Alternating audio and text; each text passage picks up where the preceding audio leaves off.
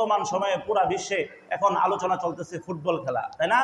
এখন ফুটবল খেলা বৈধ কিনা, ফুটবল খেলা জায়েজ আছে কিনা? জি হ্যাঁ, ফুটবল খেলা জায়েজ আছে যদি শর্তগুলো পাওয়া যায়। বৈধ হওয়ার যে শর্ত, ওই শর্তগুলো যদি পাওয়া যায় ফুটবল খেলা জায়েজ আছে। কিভাবে? সতর খোলা যাবে না, সতর না খুলে পায়জামা পরে, প্যান্ট পরে, এরপরে আপনি লুঙ্গি পরে যদি ফুটবল খেলেন, এই ফুটবল খেলা জায়েজ আছে। এবং ফুটবল খেলতে খেলতে খেলতে খেলতে নামাজের সময় হয়েছে, ফুটবল খেলা বাদ দিয়ে নামাজে চলে আসছেন, এই খেলা জায়েজ আছে।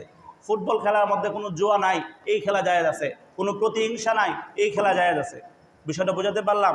কিন্তু বর্তমান সময়ে যে আয়োজন করা হচ্ছে, এই ফুটবল খেলা একেবারে না জায়েজ, অবৈধ, হারাম। না জায়েজ, অবৈধ, হারাম। আরও যত শব্দ আছে সব বলতে পারেন। এই ফুটবল খেলা খেলাও জায়েজ নাই, এই ফুটবল খেলা দেখাও জায়েজ নেই। বিষয়টা বোঝাতে পারলাম? অর্থাৎ বিশ্বকাপ 2026 যেটা হচ্ছে, এই ফুটবল খেলা দেখাও জায়েজ নাই, খেলাও জায়েজ নাই, সমর্থন করাও জায়েজ নাই, সাপোর্ট করাও জায়েজ নাই, আলোচনা করাও জায়েজ নাই, জার্সি পরাও জায়েজ নাই, এর পতাকা ওড়ানো জায়েজ নাই। একেবারে কথা ক্লিয়ার। এখন আপনি যদি করেন, তাহলে এটা মাইনা যদি করেন আপনি ফাসেক হবেন, আর যদি এটা না মানেন তাহলে আল্লাহ না করুক আপনি কুফুরির দিকে চলে যাবেন। এখন আসেন, যদি কেউ এটার অনুসরণ করে, অনুকরণ করে, তাদের কৃষ্টি কালচার অনুসরণ করে, তার পছন্দের খেলোয়াড়ের ঢঙে সে চুল কাটে, তার পছন্দের খেলোয়াড়ের জার্সি পরে, সে যদি ওইরকম ওই দেশের তাদেরকে মহব্বত করে কি করে, পতাকা উত্তোলন করে, তাহলে তাদের ব্যাপারে কি কথা? রাসূল বলেন, লাইসা মিন্না মান তাশাব্বাহা বিগাইরিনা, লাইসা মিন্না মান তাশাব্বাহা বিগাইরিনা।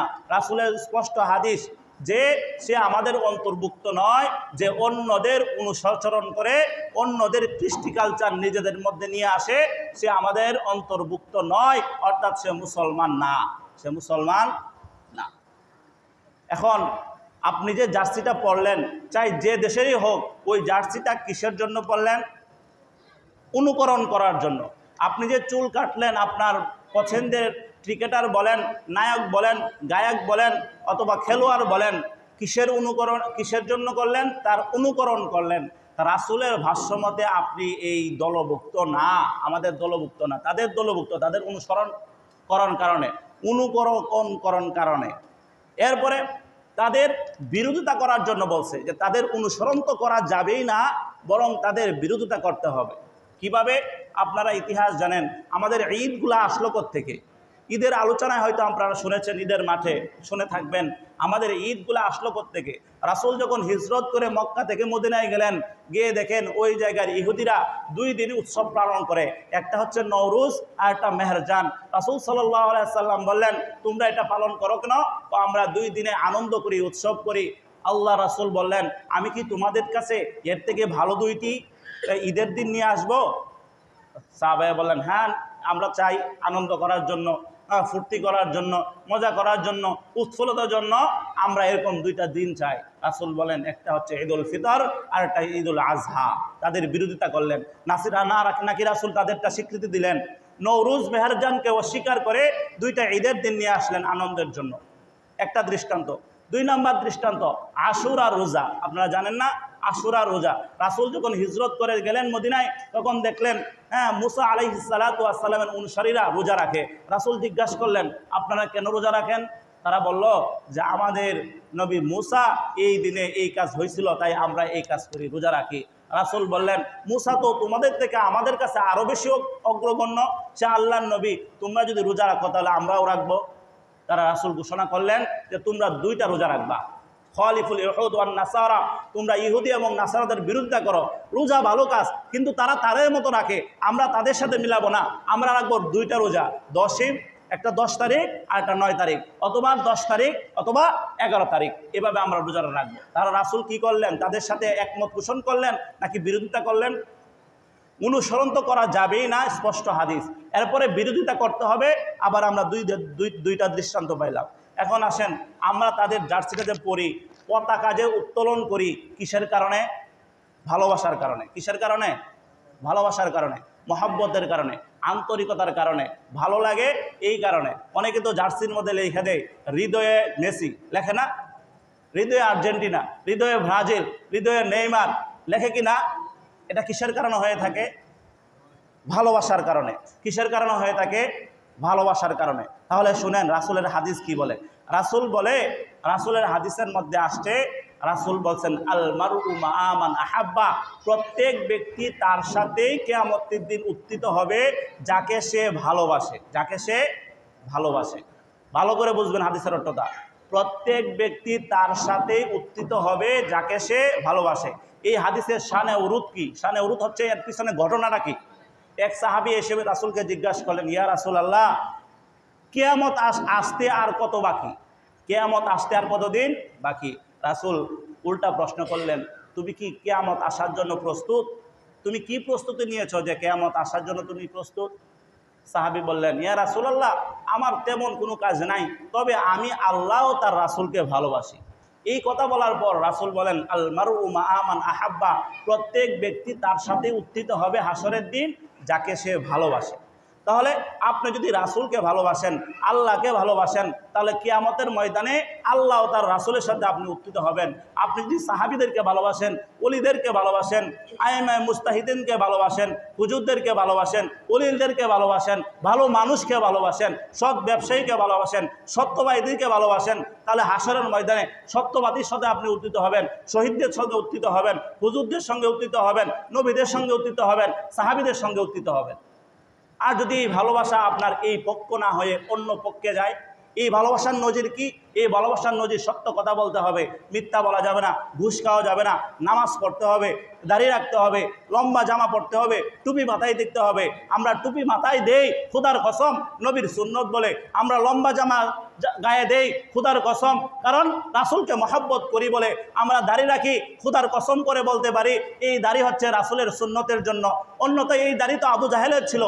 এই দাড়ির তো কোনো উদ্দেশ্য হয় না যদি অন্তরের নিয়ত ঠিক না রাখে। এরকম মাথায় টুপি তো গয়েশ্বর রায়ও দেয়, এমপি বর্তমান সময়ে সংসদে দেখেছেন, সেও মাথায় টুপি দেয়। এই টুপির কোনো মূল্যায়ন নাই। এখন বর্তমান সময়ে ফ্যাশনের জন্য মানুষ দাড়ি রাখে, এই দাড়ির কোনো মূল্যায়ন নাই। বর্তমান সময়ে পাঞ্জাবির কালচার চলে আসছে কিনা, পাঞ্জাবি মানুষ অহরহ পরে, এই পাঞ্জাবির কোনো দাম নাই যদি অন্তরের মধ্যে বিশুদ্ধতা না আসে। বুঝাতে পারলাম? তাহলে আপনি যে দলের জার্সি গায়ে দিলেন, যে দলের নামটা লিখে রাখলেন পিছনে, যে দেশের নামটা লিখে রাখলেন, ওই দেশটা কি আদৌ কি মুসলমান কিনা? ওই দেশের লোকটা যার নামটা লেখা আপনার জার্সির মধ্যে, ওই লোকটা কি ইসলাম বিরোধী কিনা? আপনি যে দেশের পতাকা ঘরের উপর টাকায় রাখছেন, ওই দেশটা ইসলাম বিরোধী কিনা? এই বিষয়গুলো যাচাই করার আছে না নাই? যদি মনে করেন মহব্বত করেই এটা করছেন, মহব্বত করেই ওই দলের সাথে ওই দল মিলছেন, আপনি যে যোগ দিচ্ছেন, ওকে ভালো লাগে এই জন্য তাকে আইডল মানছেন, অনুকরণ করছেন, তাহলে মনে রাখেন হাসরের দিন আপনার হাসর ওই তাদের সাথেই হবে যার নামটা আপনার জার্সিতে লেখা, তাদের সাথেই হবে যে দেশের পতাকা আপনার ঘরের উপর টানানো। এখন বাংলাদেশের দুইটা দলেই পাওয়া যায়, আর্জেন্টিনা ব্রাজিল, আর্জেন্টিনা ব্রাজিল।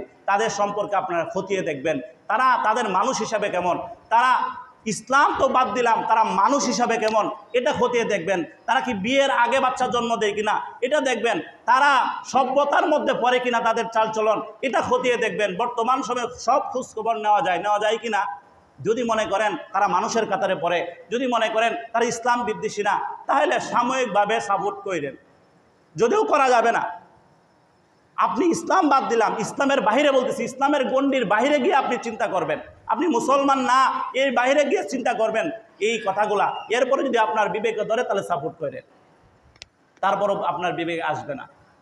এখন আপনি তো মুসলমান দাবি করছেন, যদি মুসলমান দাবি করেন তাহলে তো অবশ্যই এই খেলাকে প্রাধান্য দিয়ে দলাদলি করে বায়ে বায়ে মহল্লায় মহল্লায় বন্ধু বান্ধব দাঙ্গা হাঙ্গামা চলতেছে না, খুনাখুনি হচ্ছে, মারামারি হচ্ছে, হাহাজারি হচ্ছে, অনেক ফিতনার কারণ ওই ফুটবল বিশ্বকাপ।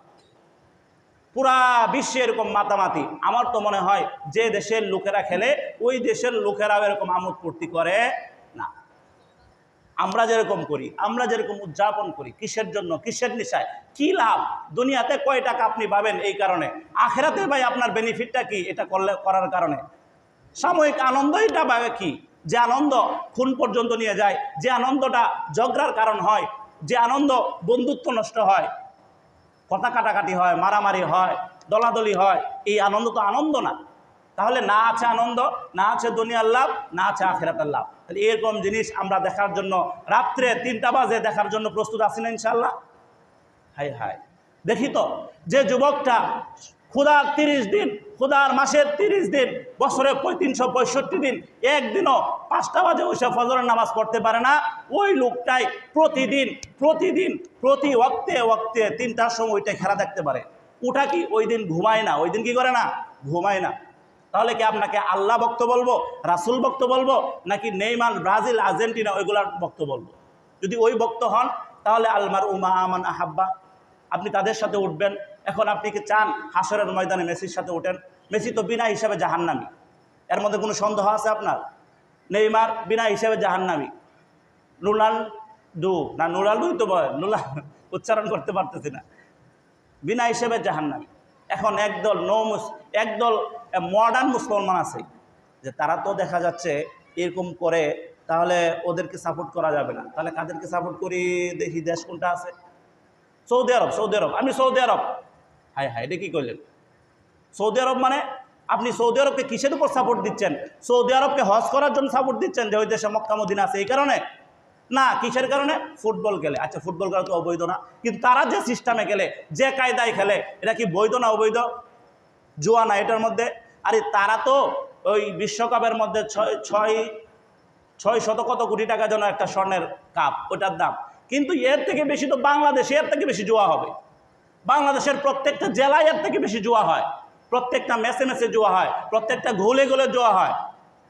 ধারণা আছে আমাদের। এই জন্য মোহতারাম হাজরিন বলি, এর থেকে ফিরে আসেন। বলতেছিলাম সৌদি আরব সাপোর্টার আছে, ইরানের সাপোর্টার আছে, মিশরের সাপোর্টার আছে। মুসলমান দেশ, সর্বনাশ, তারা মিসাইল বানাইতে পারে, তাদের টক্কর দিতে পারে আমেরিকার সঙ্গে। এই জন্য আপনি সাপোর্ট দিলেন তারা ফুটবল খেলার ক্ষেত্রে। এখন বলেন, আমি যদি একটা অবৈধ কাজ করি, এটা কি বৈধ হবে না অবৈধই হবে? বরং এটা বড় হাইলাইট হবে। আমাকে কতক্ষণ মানবেন হুজুর হিসেবে? যতক্ষণ আমাদের মধ্যে হুজুরগিরি থাকবে, ঠিক না? আমি যদি আজকে কালকে আপনাদের সামনে এই ঈদগানার মাঠে হাফ প্যান্ট পরে ফুটবল খেলি, এরপরের জুমায় আমাকে এই জায়গায় বসতে দিবেন? এটা তো ভালো বোঝেন। এটা যদি ভালো বোঝেন যে দেশটা, যে মুসলমানরা ফুটবল খেলতেছে জুয়া হিসেবে, তাদেরকে আপনি মুসলমান হিসেবে সাপোর্ট করবেন কিভাবে? এটা তো বড় অন্যায়। মুসলমান হিসেবে তাদের আদৌ এটা করা উচিত ছিল না, তারা করছে। বরং তাদের এই বিষয়টাতে বেশি বিরোধী হওয়ার দরকার। সাপোর্ট করা যাবে? তাহলে অর্থাৎ কোনো দিক থেকেই, কোনো অ্যাঙ্গেলেই এই খেলাকে সাপোর্ট করা যাবে না। পারবো তো ইনশাআল্লাহ? দেখমু কাটাকাটায় জার্সিগুলো পরে, কাটাকাটায় এই জার্সিগুলো পরে দেখ, খরচ করেন না। একটা জার্সি কিনতে 200-300 টাকা লাগে। একটা পতাকা বানাইছেন, এরকমও নিউজ পাইছি, বাপের জমি বিক্রি করে লম্বা পতাকা বানাইছে। হ্যাঁ হাই, কয় কি? ইন্নাল মুবাজ্জিরিনা কানু ইখওয়ানা শায়াতিন। আল্লাহ বলেন অপচয় করে শয়তানের ভাই। শয়তানের কেমন ভাই? বলে আপন ভাই। শয়তানের কেমন ভাই? আপন ভাই। যে আপনি যে অপচয় করলেন, 300 টাকা খরচ করলেন জার্সি কিনে, 500 টাকা খরচ করলেন, একটা পতাকা বানাইলেন 500 দিয়া, জমি বিক্রি করে পতাকা বানাইছে মাইলকে বাইল লম্বা করে। এটা স্পষ্ট অপচয়। অপচয় ছাড়া কিছু না। দুনিয়াতে তার কোনো লাভ আছে? আখিরাতে লাভ আছে? সাময়িকও কোনো লাভ নাই, কারণ তার তো বিরোধী দল আছে। সে যে পতাকা বানাইছে তার বিরোধী দল আছে না, সুযোগ পেলে খাইতে ছিঁড়ে হয়ে যাবো গা। এই জন্য অপচয়কারীদের মধ্যে পড়া যাবে না। এই জন্য আশা করি অন্তত আপনাদের মহল্লাতে এরকম কোনো পতাকা উঠবে না। আপনাদের মহল্লার বাচ্চারা, যুবকরা, বৃদ্ধ যারা আছেন, তারা ওই খেলাগুলা দেখবে না, ওই জার্সিগুলা পরবে না। যদি কোনো বাচ্চা পরে, তাহলে আমার আবেদন থাকবে অভিভাবকরা ওই জার্সিগুলো খুইলা এরপরে চুলাতে ঢুকাই দিবেন, আর একটা ভালো গেঞ্জি কিনে দিবেন, ভালো গেঞ্জি যেটা পুরাইবেন, এর থেকে দাম দিয়ে আর একটা কিনে দিবেন, যেন মনটা খুশি হয়। পারবেন তো ইনশাআল্লাহ? আমি এরকমই দেখেছি, মসজিদের জামাতে দাঁড়াবো, গত বিশ্বকাপের কথা বলছি, 22 সালে হয়েছিল মনে হয় নাকি না, জামাতে দাঁড়াবো, আমি ইমাম সাহেব, মুয়াজ্জিনে বলতেছি একামত দেন, মুয়াজ্জিন একামত দিতেছে, পাশের দুইজন আলোচনা করতেছে খেলার ব্যাপারে, কেডা কটা গোল দিল, কি করলো না করলো। এরপরের জুমায় আমি এই জুমায় যেভাবে কথাগুলো বললাম, এরপরের জুমায় আমি এইভাবে কথা বলার কারণে আমার ওই ইমামতি গেছে। এই অবস্থা, এই অবস্থা দেখেন। আল্লাহ রাব্বুল আলামিন আমাদেরকে এই ফিতনা থেকে হেফাজত করুক, সবাই বলে আমিন।